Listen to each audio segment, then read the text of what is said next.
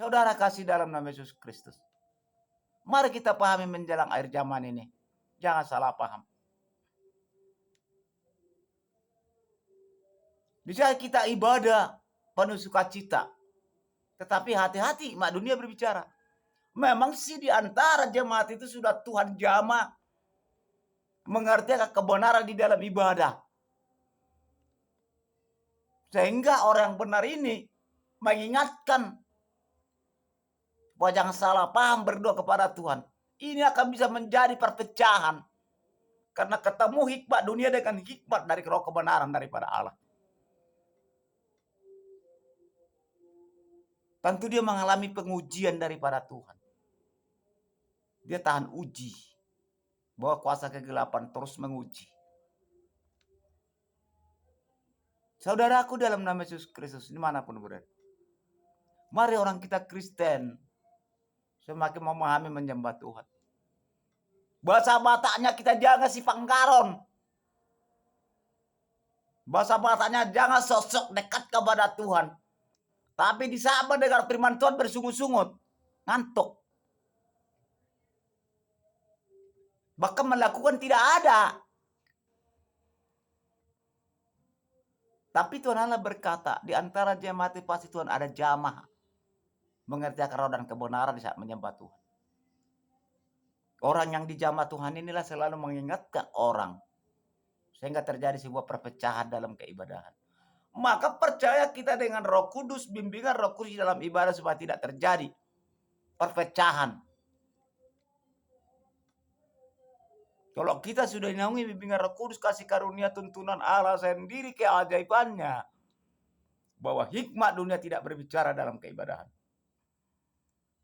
Pasti kita meneteskan air mata dan sadar diri. Tidak luput berbagai kekurangan dan kesalahan di hadapan Tuhan. Ingat saudara-saudaraku, hati-hati di jalan akhir zaman. Lihat gelora dunia. Itu saudara. Lihat gelora dunia. Kenapa firman Tuhan percaya dengan Roh Kudus menyembah Tuhan supaya kita tahan uji? Karena semakin kita dekat kepada Tuhan, semakin kita memahami rencana Allah. Hikmat dunia terus menyerang kita, menguji kita. Jatuh enggak? Karena manusia tidak luput dari segala kesalahan dan dosa di hadapan Tuhan dan tidak luput dari segala pergumulan dan pencobaan. Sebab itu Tuhan Allah Yesus Kristus berkata, aku akan mengutus roh penolong kepadamu. Apa roh penolong yang dikatakan? Roh Kudus. Kalau kita percaya. Kalau kita percaya silakan.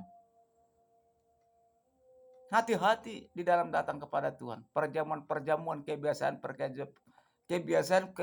yang salah dalam perjamuan malam, kata Tuhan. Ini firman Tuhan mengingatkan kita.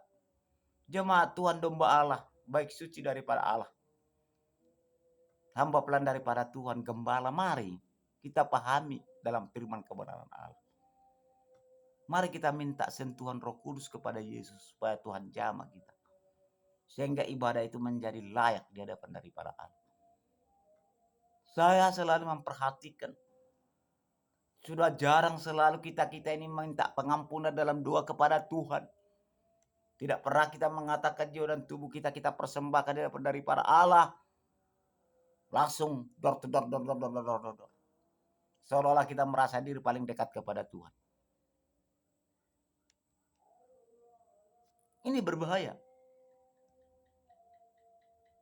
Tuhan menjelang akhir zaman meninjau kembali pemikiran umat-umat Tuhan. Mengamati pemikiran manusia umat-umatnya. Benarkah ini anakku ini menyembah aku dengan nama Roh Kudus? Oleh karena kebiasaan-kebiasaan.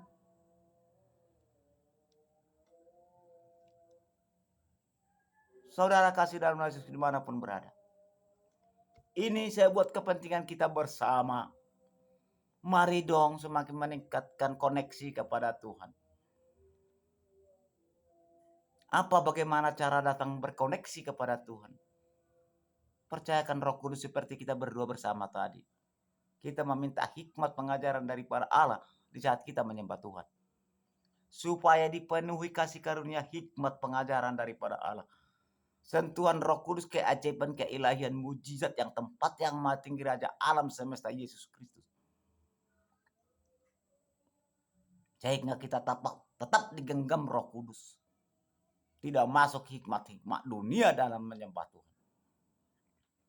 Ingat bahwa kuasa kegelapan, keajaiban dunia, mujizat dunia, hikmat dunia selalu menyerang manusia yang benar datang kepada Tuhan. Supaya lari menyembah Tuhan. Tetapi Tuhan Allah mengingatkan kebiasaan-kebiasaan yang salah dalam perjamuan atau dalam ibadah. Mari percayakan Roh Kudus dimanapun menonton saudara-saudara. Mari kita mengadakan itu. Benar. Jangan kita sia-sia datang kepada Tuhan di saat beribadah. Bagaimana kita menerima sentuhan Roh Kudus, bagaimana sentuhan tangan Allah mengubah karakter kita di jalan kebenaran daripada Allah. Jangan karena ekonomi kita begini bersungut-sungut, keadaan kita begini, keadaan satu lagi senang, di hadapan Tuhan samanya kita semua. Berdoalah kepada Tuhan dengan Roh Kudus. Mintalah apa kekurangan kita di dalam kehidupan kita.